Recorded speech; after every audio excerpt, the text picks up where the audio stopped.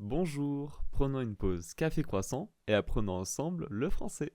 L'actu du jour, c'est quelque chose que vous avez dû voir passer sur les réseaux sociaux ces derniers jours depuis mercredi. C'est tout simplement le fait que ChatGPT puisse générer des images à la façon Studio Ghibli.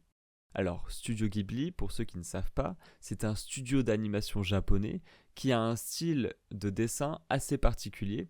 Il a son propre style de dessin et donc c'est très reconnaissable. Et là, depuis la dernière mise à jour de ChatGPT, vous pouvez tout simplement mettre une photo de vous, lui demander de la refaire en version Studio Ghibli et le résultat est vraiment époustouflant. Malheureusement, cette innovation crée aussi un sentiment de peur dans le monde des artistes parce que certains artistes voient ça comme un moyen de les remplacer. De nombreuses personnes vont donc utiliser par exemple ChatGPT pour ne pas payer des artistes pour créer des images. Et c'est là où ça devient problématique. D'ailleurs, le créateur de Studio Ghibli n'a pas du tout donné son accord pour créer ce genre d'image. Malheureusement, visiblement, ils ne peuvent rien faire contre ça. Mais Studio Ghibli, enfin plutôt le créateur donc Miyazaki, Hayao Miyazaki, a déclaré lui-même: je pense sincèrement que c'est une insulte à la vie même.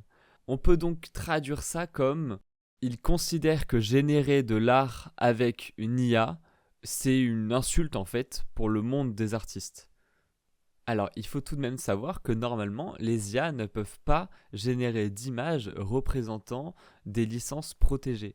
Par exemple, si vous lui demandez de reproduire Mickey ou un Pokémon, il va dire non. Et donc là, le système qu'ils ont mis en place, c'est tout simplement, il va commencer à générer l'image. Ensuite, il va y avoir une sorte de reconnaissance au niveau de l'image avant de vous la présenter.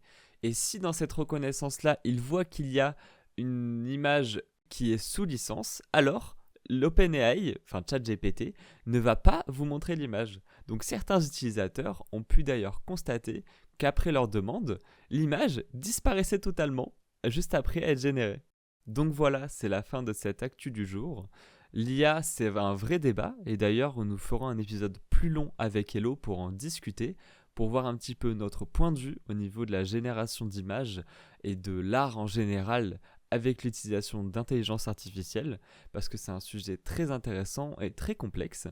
N'hésitez pas à mettre 5 étoiles, c'était la pause Café Croissant. Merci, à bientôt!